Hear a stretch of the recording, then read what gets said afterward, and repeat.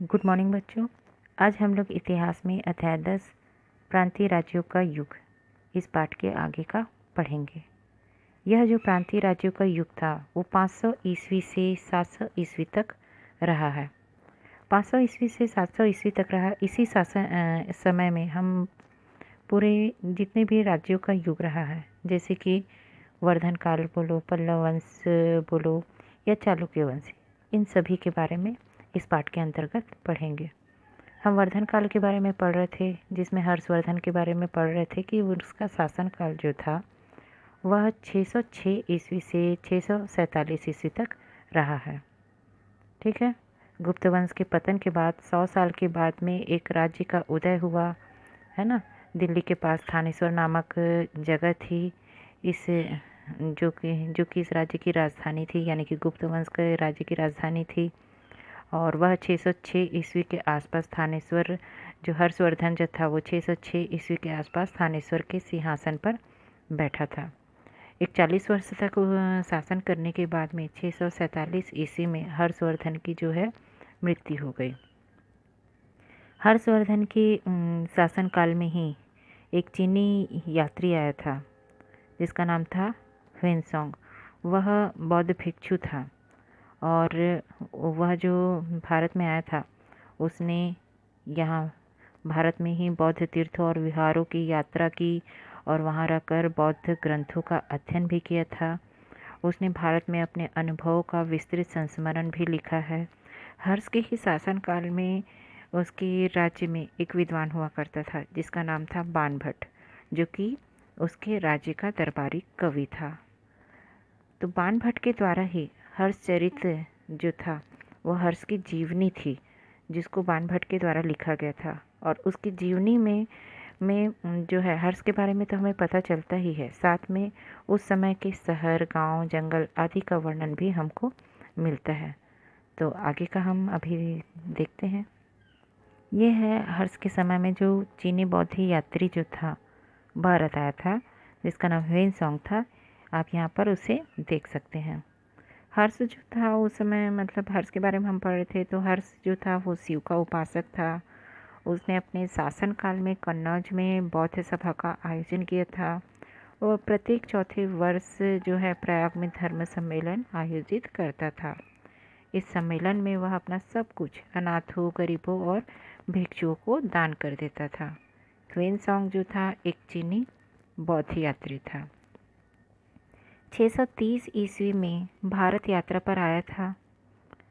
शिक्षा के प्रति उसका इतना लगाव था कि वह बहुत मुसीबतों को झेलते हुए मरुस्थलों एवं पहाड़ों को पार करते हुए भारत आया और नालंदा विहार में बौद्ध ग्रंथों का अध्ययन किया। नालंदा विहार उस समय शिक्षा का प्रमुख केंद्र था, है ना। हर्ष के काल में नालंदा बौद्ध शिक्षा का प्रमुख केंद्र था। तो जो चीन से जो यात्री आया था ह्वेनसांग, वो यहाँ पर अध्ययन करने के लिए आया था। हर्ष ने 100 गांव नालंदा के विहार को दान में दिए थे, जिसकी आय से उसका खर्च चलता था। गांव दान में दे दिया गया था, जो बौद्ध विहार यानी कि वो आश्रम ही था एक प्रकार से। तो उस समय राजाओं के द्वारा ऐसी प्रथा थी कि राजाओं के द्वारा जो है गांव के गांव दान में दे दिए जाते थे, है ना। गांव के गांव जो है दान में दे दिए जाते थे, या फिर गांव को मंदिरों को दान में दिया जाता था, आश्रमों को दान में दिया जाता था। तो जिस प्रकार से राजा महाराजाओं का खर्च चलता था, राजा महाराजा जो हैं गांव से प्राप्त आय, यानी कि किसान जो हैं खेती किसानी का कार्य करते थे, तो उनसे उनकी उपज को कर के रूप में लिया जाता था। तो वैसे ही जो आश्रम होता था या मंदिर होता था वो काफ़ी संपन्न हो जाता था, क्योंकि उनको भी कर इसी प्रकार से मिलता था और उनका खर्च जो है इसी से चलता था। तो नालंदा विहार का खर्च भी इसी प्रकार से चल रहा था, क्योंकि हर्ष के द्वारा 100 गांव जो है नालंदा विहार को दान में दिया गया था। उसके बाद ह्वेनसांग जो था 5 वर्षों तक रहा। वापस अपने देश जाकर उसने अपनी यात्रा का विवरण लिखा। वह कहता है कि भारत में उस वक्त बौद्ध धर्म उतना लोकप्रिय नहीं था जितना वह समझता था। जब तक वह भारत नहीं आया था तब तक उसको ऐसा लगता था कि भारत में बौद्ध धर्म जो है बहुत ज़्यादा लोकप्रिय है। लेकिन जब वह स्वयं भारत आता है, यहाँ घूमता है और देखता है, तो उसको महसूस होता है कि भारत में उतना बौद्ध धर्म जो है लोकप्रिय नहीं था। ह्वेनसांग ने छत्तीसगढ़ की भी यात्रा की। अब उस समय वह भारत में तो घुमा ही था, लेकिन वह छत्तीसगढ़ की यात्रा भी किया था। उसने दक्षिण कोसल के मुख्य शहर सिरपुर, जिसको श्रीपुर भी कहा जाता है, को उस समय के बौद्ध शिक्षा का प्रमुख केंद्र बताया है। तो देखो, भारत का शिक्षा का प्रमुख केंद्र जो था यहाँ पर बौद्ध धर्म का, नालंदा विहार को बताया गया है ना। वैसे ही छत्तीसगढ़ का जो शिक्षा का प्रमुख केंद्र था वह सिरपुर था, जहाँ पर बौद्ध शिक्षा वहाँ पर प्राप्त होती थी। ठीक है, अब हम लोग यहाँ तक पूरा वर्धन काल के बारे में पढ़े हैं, जिसमें उस समय चीनी बौद्ध यात्री आया था, उसको भी जान गए हैं। अब देखते हैं दक्षिण भारत के राज्य। दक्षिण भारत के राज्य में हम सबसे पहले चालुक्य वंश के बारे में पढ़ेंगे। चालुक्य वंश कैसा था, क्या था। ठीक है, तो देखिए चालुक्य वंश के बारे में पढ़ते हैं यहाँ पर। इस समय क्या था कि भारत के जो दक्षिण भाग अर्थात महाराष्ट्र और कर्नाटक में चालुक्यों का शासन था। भारत का जो दक्षिणी भाग था वहाँ पर दक्षिण भाग अर्थात महाराष्ट्र और कर्नाटक, वहाँ पर चालुक्यों का शासन था। उसकी राजधानी थी वातापी। ठीक है, उसकी राजधानी थी वातापी। जिस प्रकार से हम लोग वर्धन काल के बारे में पढ़े, हर्ष की राजधानी के बारे में पढ़े, वैसे ही यहाँ पर चालुक्य वंश जो था उसका जो राजधानी था वह था वातापी। चालुक्य वंश का पुलकेशिन द्वितीय एक शक्तिशाली शासक था। अब यहाँ पर चालुक्य वंश का जो राजा था जिसका नाम था पुलकेशिन द्वितीय, वो एक शक्तिशाली शासक था। उसने हर्षवर्धन को पराजित किया। चालुक्य वंश का जो यानी कि वर्धन काल में हम लोग पढ़ रहे थे कि हर्षवर्धन की मृत्यु हो गई थी, है ना। उसके बाद उसका शासन यहाँ पर समाप्त हो गया था। तो चालुक्य वंश के द्वारा उसके शासन को समाप्त किया गया था। उसने हर्षवर्धन को पराजित किया और दक्कन यानी कि दक्षिण पर लंबे समय तक शासन किया। हर्षवर्धन को युद्ध में पराजित कर देता है। चालुक्य वंश का जो राजा था जिसका नाम पुलकेशिन द्वितीय था, उसने हर्षवर्धन को पराजित किया और दक्षिण में लंबे समय तक शासन किया। उसने पल्लव वंश के राजा महेंद्र वर्मन को भी पराजित किया। और जो पल्लव वंश का जो राजा था महेंद्र वर्मन जिसका नाम था, उसको भी यहाँ पर पुलकेशिन द्वितीय के द्वारा पराजित कर दिया जाता है। लेकिन कुछ समय बाद नृसिंह वर्मन से पराजित हो गया।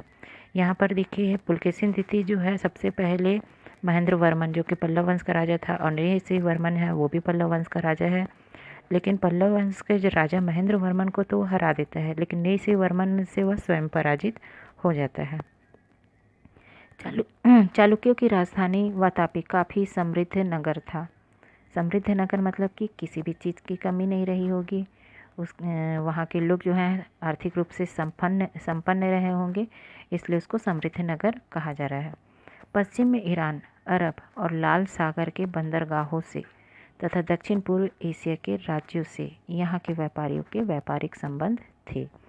अब देखिए वो समृद्ध नगर था, तो समृद्ध कब होगा, क्योंकि वहाँ के जो व्यापारी होंगे उनका व्यापारिक संबंध अगर दूसरे देशों से या फिर अपने आसपास के गांव या नगर से रहेगा, वो बाहर जाकर के भी व्यापार करते हैं, उनके व्यापारिक संबंध अच्छे होंगे, तब वह काफ़ी समृद्ध होगा। तो व्यापारियों के कारण से वह नगर जो है काफ़ी समृद्ध था, क्योंकि वे उनका व्यापारिक संबंध दूसरे देश के व्यापारियों से भी था।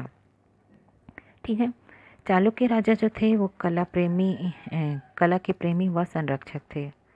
उन्होंने यहाँ पर दक्कन की पहाड़ियों में गुफा मंदिर और अन्य मंदिरों के निर्माण के लिए काफ़ी धन भी दिया था। चालुक्य राजा जो है मंदिरों के निर्माण के लिए धन भी दिए थे। विश्व प्रसिद्ध अजंता एलोरा की गुफाओं के निर्माण में भी चालुक्यों ने बहुत धन दिया था।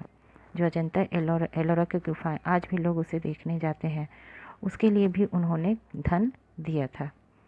फिर क्या बताया जा रहा है यहाँ पर देखिए, अजंता की गुफा के एक चित्र में पुलकेशिन द्वितीय को ईरान के राजदूतों का स्वागत करते हुए दिखाया गया है।